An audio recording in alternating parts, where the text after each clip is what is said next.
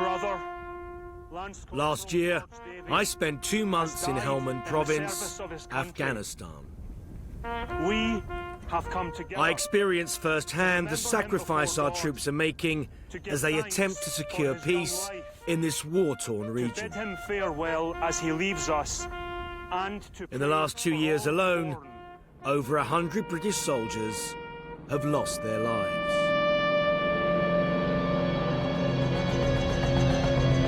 Now in 2008, I'm going back to Britain's front line. This is one of the most dangerous places on Earth. Get down, get there, get there. Enemy! Enemy! I'll be spending time with Delta Company 5 Scots and the Royal Irish Regiment. Shrapnel hitting the walls. We need a medic up on the roof. Minley gunner is injured. We don't know how badly yet. He's just in. Spot on. And I'll be meeting the fearless men of the Afghan National Army. We're now fixing bayonets. We're actually going to get involved now. I've come back to see what has changed and to make sure we don't forget our soldiers who risk their lives every day against a fanatical enemy. Well, that's a fucking welcome to Afghanistan, wasn't it?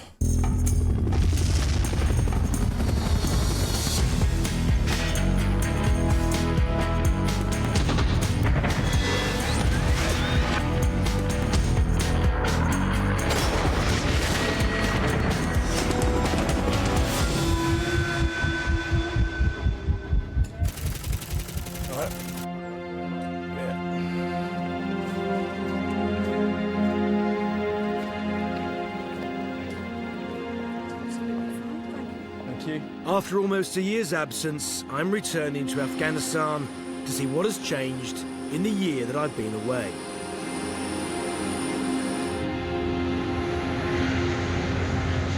However, I'm well aware that the battle is far from won.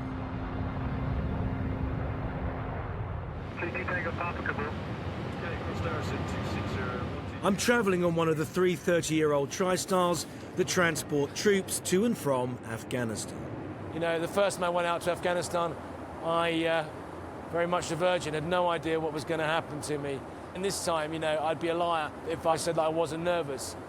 That said, there is also always an element of excitement about going out to a war zone.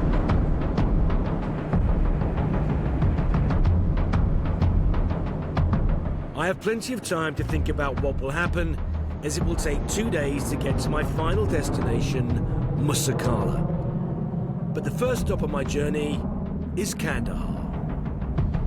150. In around about an hour, we'll be landing in Helmand Province, in Camp Bastion, and that is the home of the British forces in Helmand.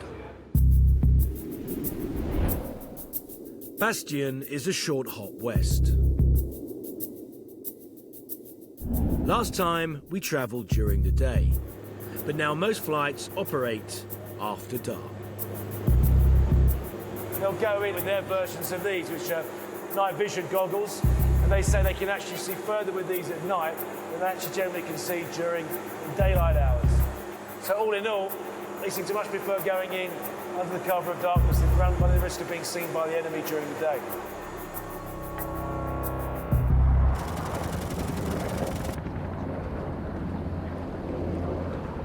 Since I left last September, the base has doubled in size with the addition of Camp Bastion 2, which seems to me a clear indication that British forces will be here for quite some time.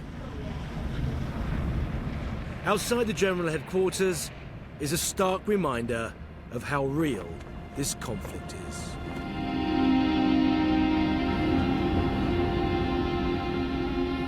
This is the memorial to the fallen, people who have died here in Helmand Province.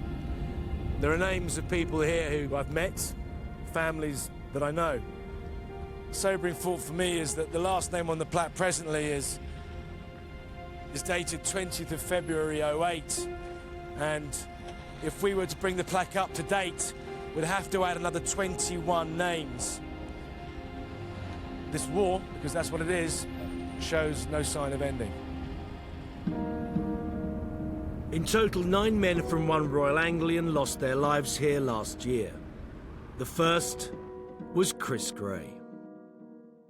You don't want to believe it's true. You want to believe that they're coming home. You want to think that they're coming home. You do. I just want him to come home so much. I just want him to walk through my door, dump his bag and raid the fridge and plonk himself down. My eyes are also drawn to the names of 3 young men who lost their lives in a blue-on-blue incident at Kajaki almost a year ago. Foster, McClure and Thrumble were killed when the compound they were in took a direct hit from a £500 American bomb. Keep down, Freddie Frank! To lose a child thousands of miles away when your one job in life is to look after that child, but you can't be there and you weren't there. You know, you feel like the one moment they needed you more than they would ever need you at any other time, and you're not there. 6 months later, Robbie's family held an evening in memory of their son.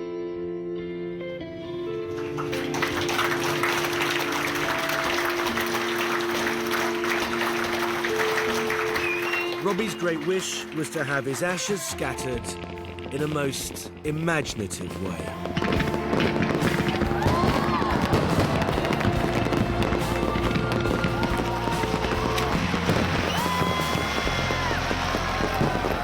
It's because of the bravery of these young men and others like them that I want to return to Afghanistan.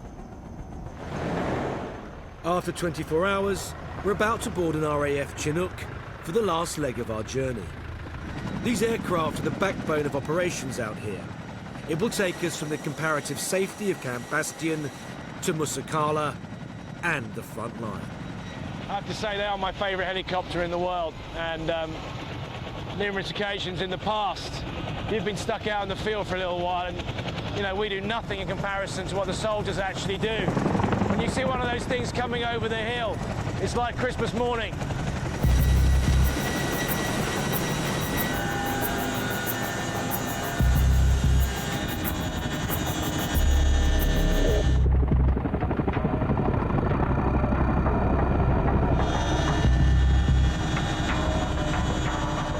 As we fly over the desert, I'm reminded of some of the places I visited last year, like Sangin, Nowzad and Kajaki. The one place I couldn't visit last year, however, was Musa Qala, as it was in the hands of the Taliban. Today, it's firmly in the hands of ISAF forces, but the Taliban is still only a mile away, and consequently we come in low and fast to avoid enemy fire. As a month ago, a Chinook was nearly downed by a rocket-propelled grenade.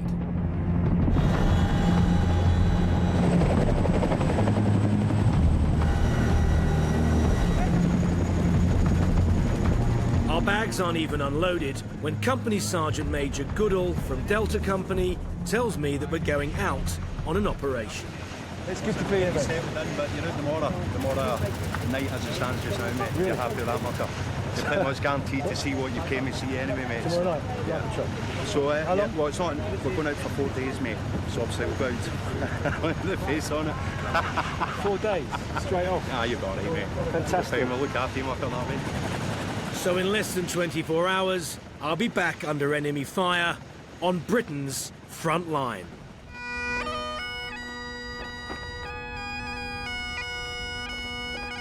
I've just landed in Musa Qala, home to 2 Scots, the Royal Irish Regiment and the Afghan National Army. But I'll be spending the next month with Delta Company of 5 Scots.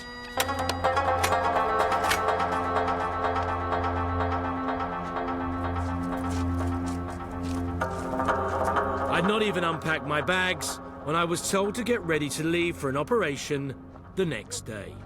It's a 4-day op, it's a long one. I think it's probably the longest that we've been on. Briefing his men is the officer in command of Delta Company, Major Nick Calder. Obviously, the ground itself, as we all know, is going to be pretty horrible. It's going to be 6 to 8 foot maze, and certainly in this area here, fields of view down to sort of 5 to 10 metres if you're lucky. There is no doubt in my mind that the Taliban will be there, so we can expect a considerable amount of activity throughout those 4 days, and hopefully we can give them a good bloody nose by the end of the 4-day op. OK, that's it. The base is set in the heart of the small town of Musa Qala. It's from here the Taliban controlled the lucrative arms and opium trade between Iran and Pakistan. But it's not the first time British forces have been here.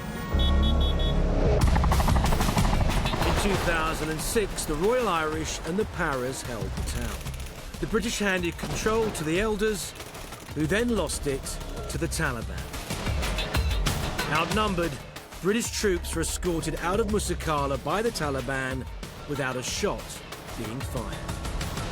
Then, in late 2007, ISAF forces retook the town and set up base in what was an old hotel.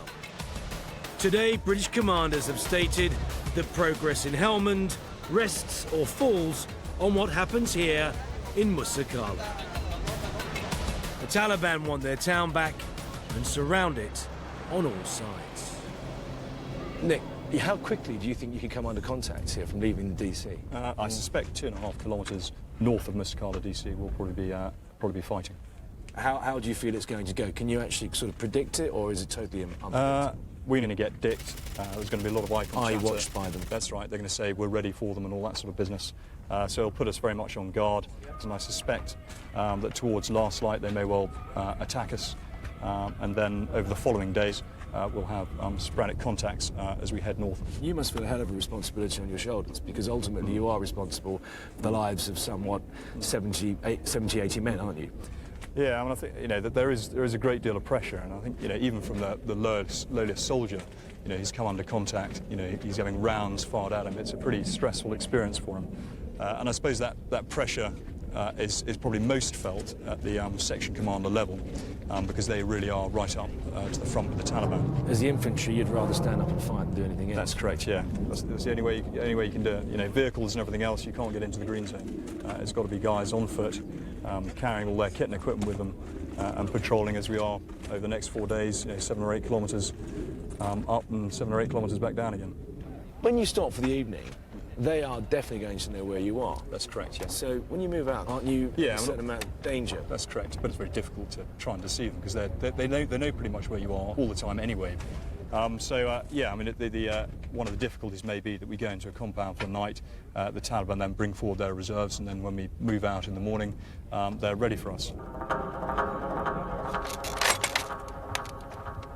Delta Company are 4 months through their 6-month tour. While they've been in Musa Qala, they've experienced some of the toughest fighting of their careers so far. Well, how old are you guys across the board? How old are you Well, I'm 18, I'm the youngest guy here. I've basically walked out of training, and about 15 weeks training in Afghanistan. So you're happy to be here still? Well, for a few situations where I'm kind of regretting that a wee bit, but... No, but overall? Yeah, overall I'm glad I've done it. I mean, you'll never do anything less in your life. I went home in R&R, and as I've said, some of the guys that I went to school with are sitting about doing nothing, and here I am, in one of the hottest part of the world, running around with all these guys. In terms of the fighting that you've been involved in, how do you feel about your enemy? Do you think they're good? Do you think they're bad? How good do you think they are? You've got to respect them, definitely. Anybody who tries to fight and take on, especially with the assets that we've got, you've got to kind of respect them, you know what I mean? They're not scared. We've got the patches overhead, and they've actually taken on the patches with airburst RPG, knowing that if this thing turns around, it's going to be index for them pretty much. They really know what they're doing. It's not like we're going in against somebody that right, we'll take these guys on because we're getting paid a few dollars for it.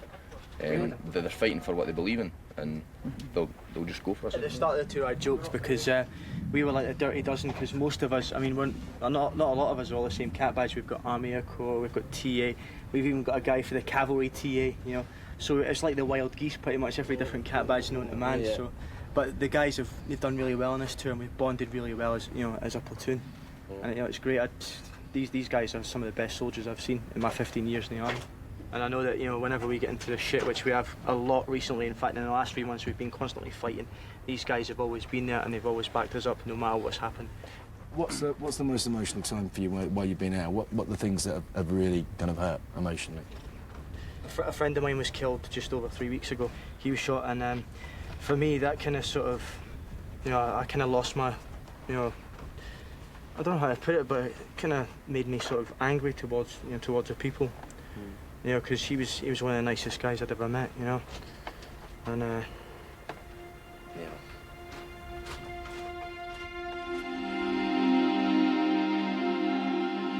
The experiences of these young men are a clear indication that the war with the Taliban is far from over.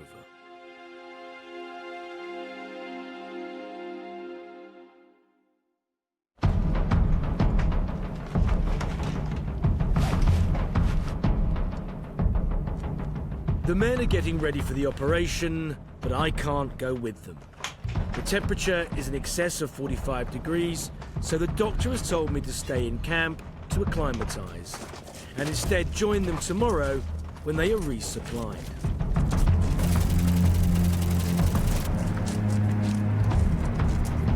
Delta Company have just walked out the main entrance into Musa Qala DC. The other two platoons have gone out the other side of the DC, and they'll now link up to the north in the green zone. Tomorrow, we'll join them and spend the next 3 days out in the field with them, where they'll be doing their job, which is fighting the Taliban.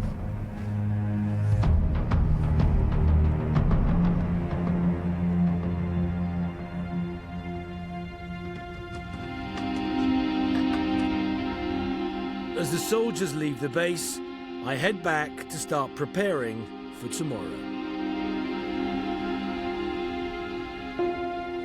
This is our little home, and this is where we live at night.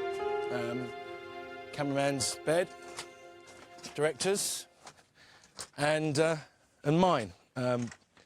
So this is basically what I'll be taking out on the ground with me. Important for night, head torch.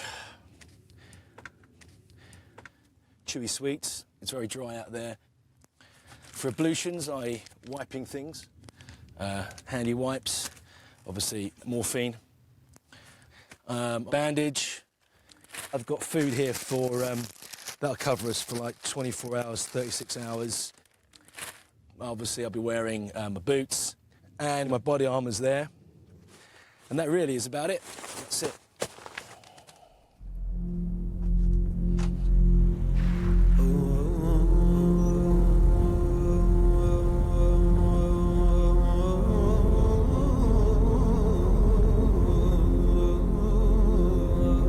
Delta Company on operation, the camp is silent, giving me a chance to reflect on what I'll be doing over the next few days. Obviously apprehensive. In terms of getting through it, you know, you just have to get through it. It's amazing how much energy you can find when someone's trying to shoot at you. Another thing that's of slight concern is the fact that the Taliban have started putting anti-personnel mines in the ditches. They know that once the soldiers come under fire, that they'll jump the nearest available cover. And so they're setting up mines and IEDs in the actual ditches.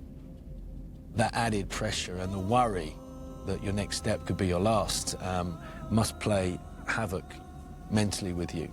That said, I think I'm going to go to bed and get some sleep, if I can. So, good night, and I hope to see you tomorrow.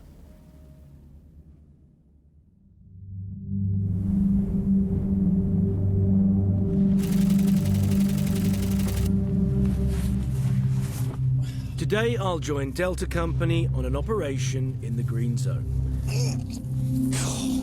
And that is heavy today. I've been told that they've already had contact with the Taliban. The men of 2 Scots will take me and the camera crew in their Mastiffs north, where they'll resupply Delta Company and drop us off. Right, here we go. We're just about to leave Musa Qala DC. We're going north up the Wadi to join Delta.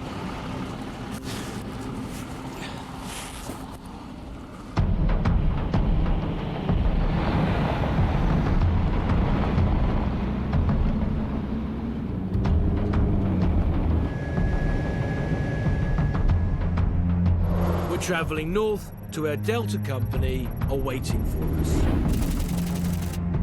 Once I've joined them, the plan is to push further north to the borders of a Taliban hotspot called the Garden. They hope to draw out the enemy so they can identify and then eliminate Taliban commanders. Right, we're here. We're just about to disembark. Hopefully we'll have RV now with some guys from 5. It's my bag. We've got machine gun protection and GMG protection.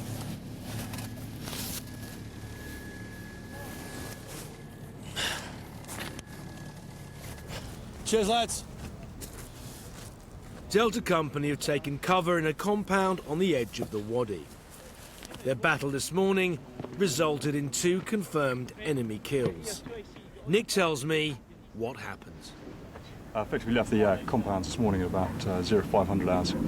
We started pushing up north and effectively we were attacking backwards and forwards across the green zone, and one of the front men picked up 3 Taliban moving out of a compound. He engaged them, we killed 2 of them, and the third limped away. We then had a reasonably large contact from the north, and again we suppressed those compounds and then moved up and cleared them. So a reasonably good day. The soldiers rely on listening in on Taliban radio traffic. It's called ICOM chatter. Translators with radios keep the soldiers updated on Taliban activity. However, the Taliban know we listen in and sometimes use it to their own advantage. 10 Alpha, Roger, fire. Just come over our ICOM. We've listened to the Taliban.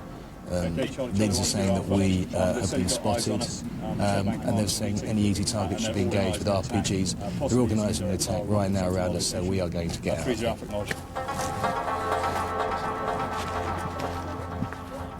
We're a marked target, so it's time for us to move out. As we leave, I'm aware that an ambush could be launched at any moment.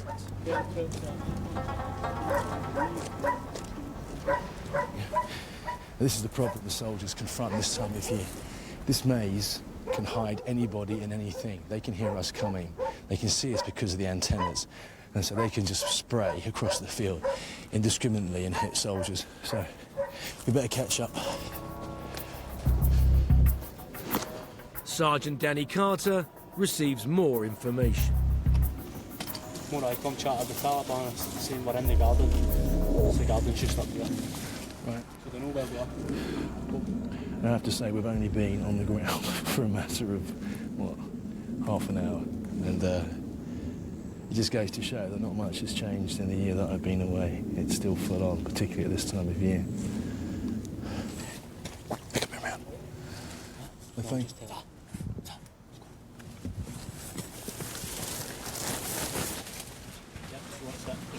So we're going to probably take us on for a bit of next couple of 100 metres. Next couple of 100 metres, we're expecting a contact.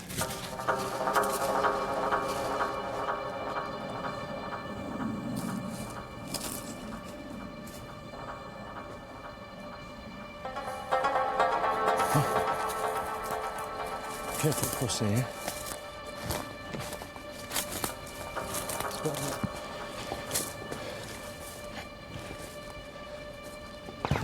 Get down!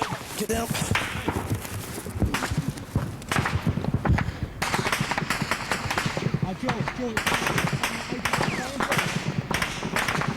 All right, mate. That side. Keep low. Any idea, Dan? I think we've got a firing point there. Put that side, put that way. Boys, come up. IDFs.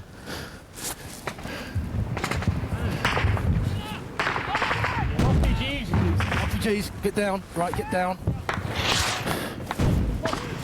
Fuck. Don't. So, we've been engaged, AKs and then RPGs that way.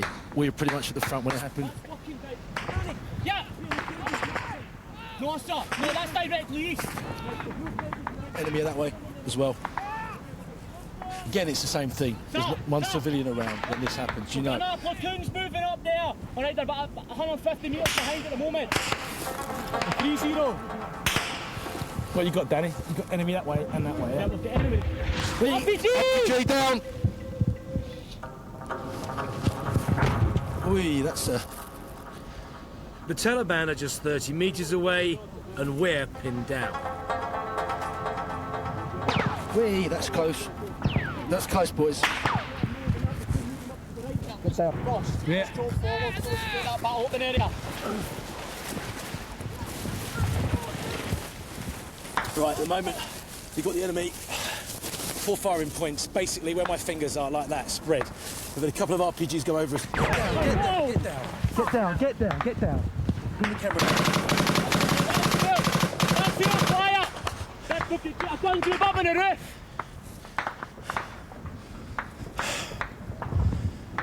But let's crawl forward a wee bit more, let's go. Danny makes the decision to advance through the enemy fire. Hey, that's nice, we'll just look there.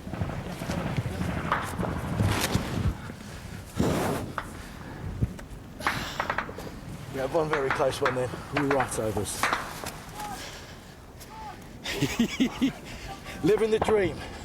Whoa! Fucking hell, another one then. Right. Oh, fuck.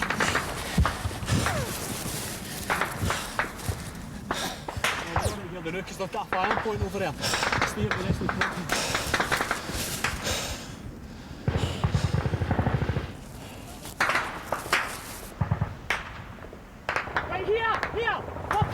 Pushing up! Yeah. Let's start getting this fucking deck here! Keep fucking low!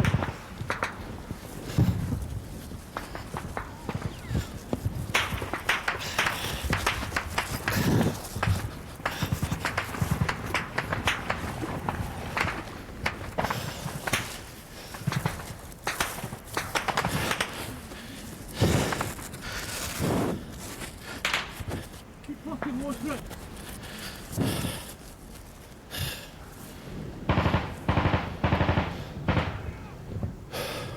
Let's go.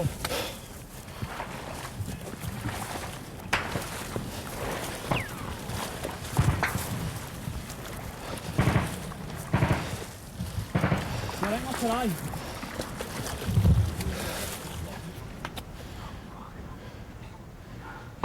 Here we go. Yeah. Well, as you can see, in the fucking ditch again, rather bigger than get shot though. There's still the rounds coming over us. We're on both sides of us. But these are the times when you wish there was enough air support, you know?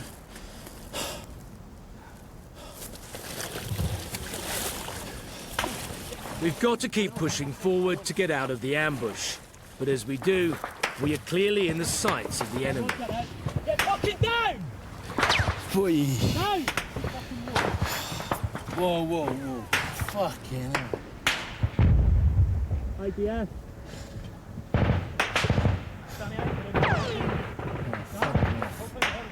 That's where the troops are. The troops are up at that compound. We've got a compound with the Let's keep moving, keep moving. Keep low. Keep fucking low. Oh, mate, fuck it. Let's get on with it.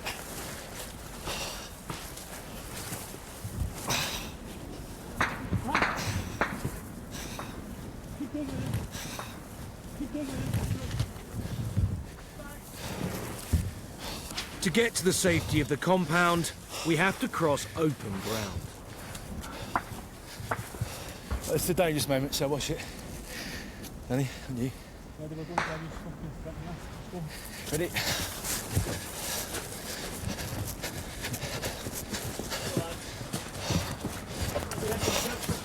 Up front, son.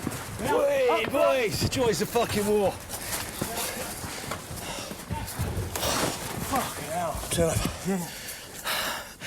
Well, we weren't fucking wrong. They're waiting for us. We're actually still surrounded, but Bit better cover now.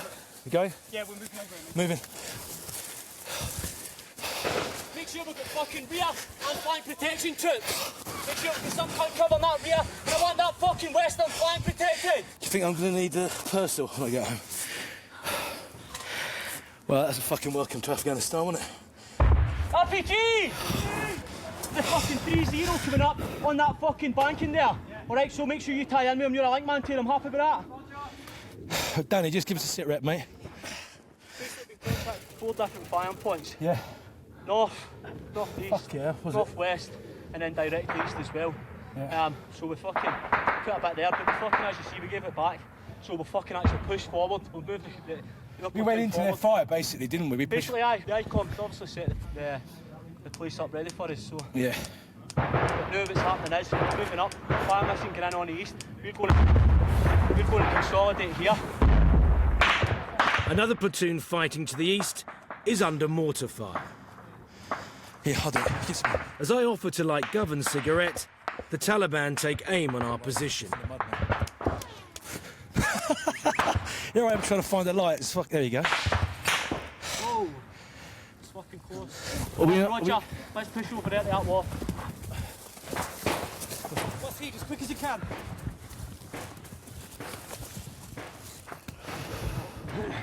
Who's on the right, Danny? Who's on the right there? We'll get 3-0 pushing up. That was a quick entry. We didn't pass go. We didn't collect our £200. The boys did a good job as well. I mean, we pushed on through. You know, that's the first time I've ever done that when I've been out. When they're into incoming, we actually moved up into it. It's a fire mission coming in. Right. The artillery from Edinburgh, Fob Edinburgh, which is across the Wadi, some 7 k's away.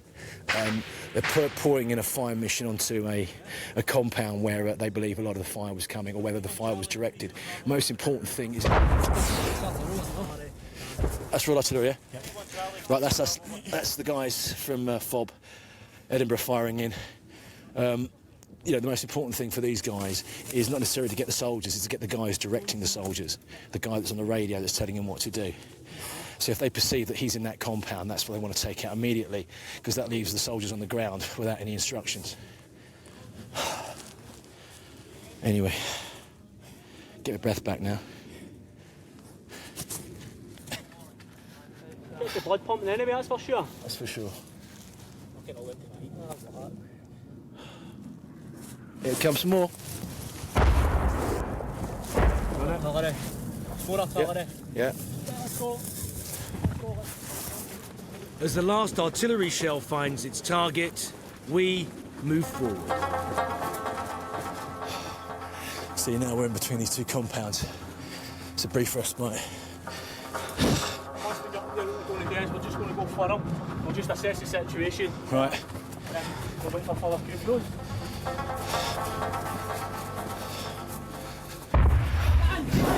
But just as we think we're safe, we start taking incoming. Fucking in. Down. You get me. Relax, hey.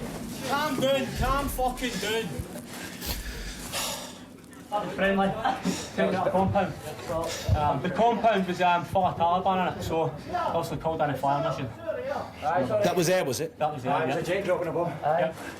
What was thought to be enemy mortar fire was in fact a 500-pound bomb dropped from a jet on a nearby Taliban compound. British artillery is called in to finish the job. You notice the difference between me jumping and then these guys are just absolutely still when it comes in out. It can't be more than 200 metres. 100 metres over there. The shockwaves are coming through us. And these boys don't even fucking burn on it.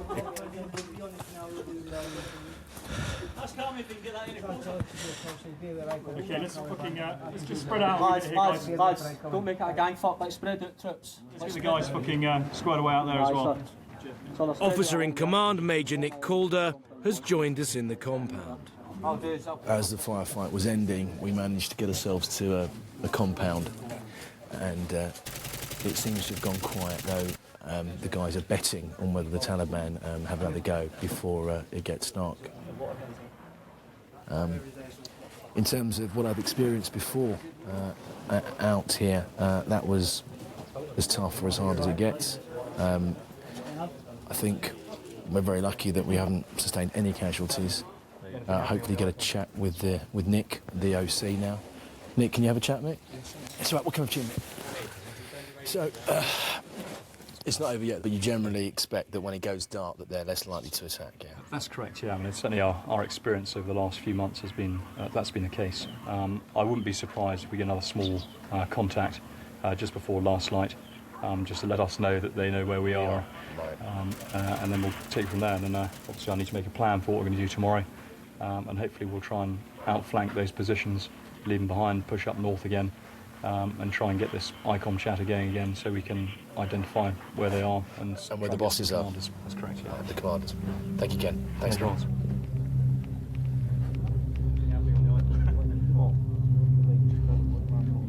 For me, it's been an incredible day back on the front line. But I can't help remind myself that for these men, this is part and parcel of everyday life.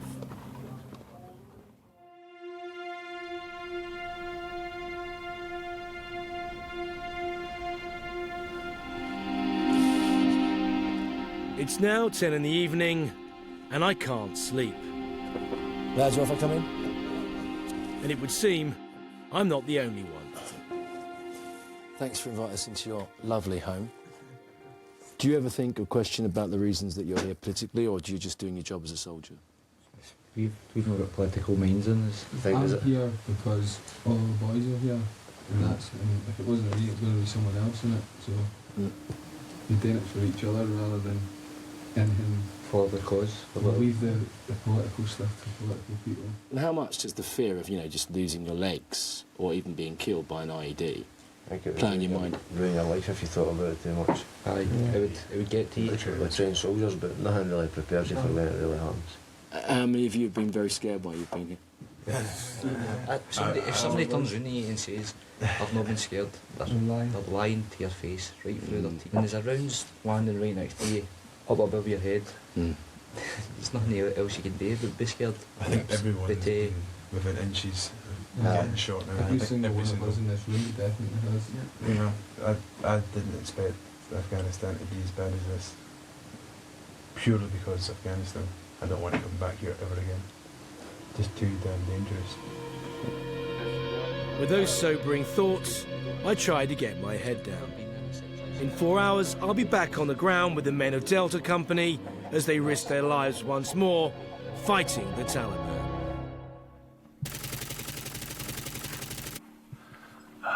It's just gone 4. Waking up, I just wanted you to see what it's like with our lads.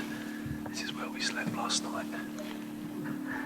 I have to say the temperature dropped dramatically. As you can see, you get out of what you can that's wet. And you carry this in your bag, something else to carry. This is where we get our water from, the well. Some of the other lads are in the compounds. I'll have a look in here.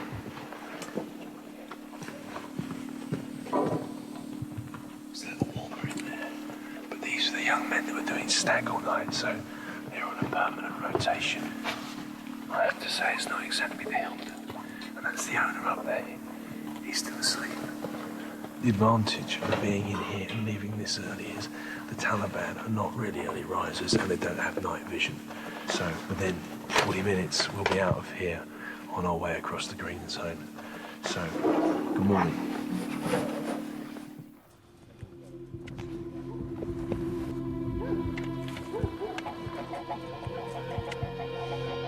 It's just after 5. We're moving out now. The guys are pretty sure that Taliban know where we are and they're laying in wait, but we're going to do some kind of manoeuvre that hopefully means we scoot round them. So we're back out in the green zone.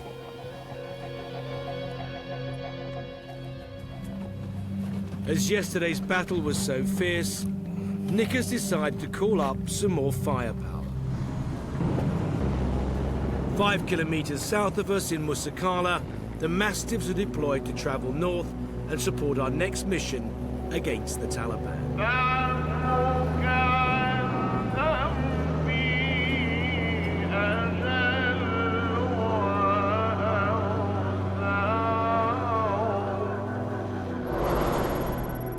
Delta Company are pushing further north towards Mount Doom. Their objective is to draw out the Taliban and eliminate them using air and ground assets. The compounds and fields are empty.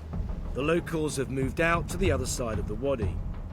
It's a clear indication that the Taliban are here and waiting for us. That's the sound of the mastiffs coming up along the wadi, which is just...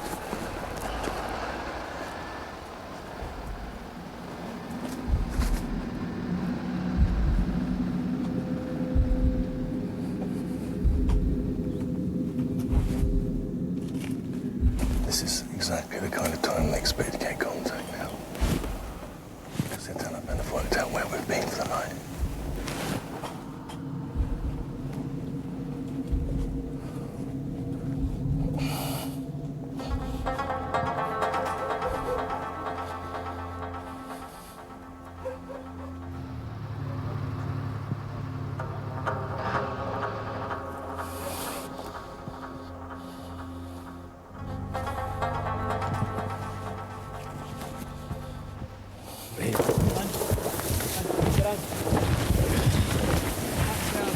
John, we've absolutely right, started again. The boys, as we were on point yesterday, boys just inside to the maize crop have seen the enemy and engaged them first, which is, again, is good for us. RPG! Apache's en route. There's an Apache on its way in from Bastion now. One thing the Taliban don't like very much are the Apaches. Right, basically, the enemy's been seen on a compound, right next to their 1-0 call sign, and they're going again for a bit of compound takedown.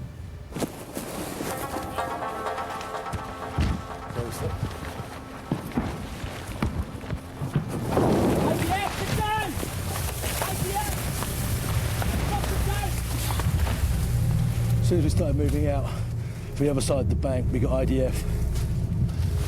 Stop, let's link up!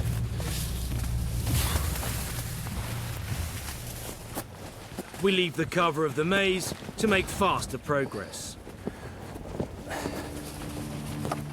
The translators are intercepting a lot of Taliban radio traffic. Icon chatter, which has generally been spot on, has said Taliban are saying everything is ready, so i.e.